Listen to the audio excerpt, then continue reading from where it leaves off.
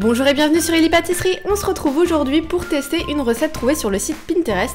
On va essayer de faire des truffes de pâte à cookies entourées de chocolat au lait et de chocolat blanc.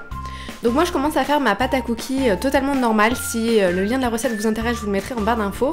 En fait j'ai testé cette recette à un moment où je faisais des cookies pour moi-même, donc dans cette pâte il y a des œufs. C'est pour ça qu'en fait j'ai fait ces truffes en très petite quantité, puisque du coup on va manger cette pâte crue avec un œuf cru à l'intérieur. Une fois que ma pâte à cookies est prête, je fais fondre du chocolat au lait d'un côté et du chocolat blanc de l'autre.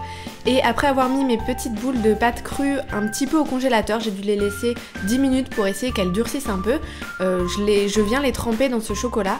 Alors comme vous le voyez, j'ai laissé le processus en entier pour vous montrer un petit peu.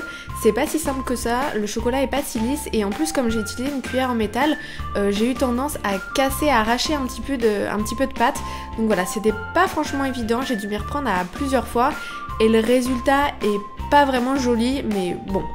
En revanche pour le chocolat blanc c'était beaucoup plus simple, alors je sais pas si c'est parce que le chocolat est plus gras, en tout cas ça le rend beaucoup plus onctueux et beaucoup plus lisse, donc le résultat a été quand même plus joli.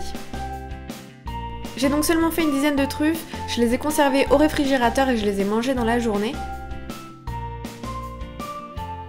Si vous voulez reproduire cette recette qui est vraiment délicieuse, je vous conseille de trouver une recette de pâte à cookies sans œufs sur internet ou alors de suivre tout simplement celle de Pinterest, le lien sera en barre d'infos. J'espère que ce petit test en direct vous a plu. N'hésitez pas à me dire en commentaire si vous avez envie de reproduire cette recette et ce que vous en avez pensé et je vous retrouve très vite pour une prochaine vidéo.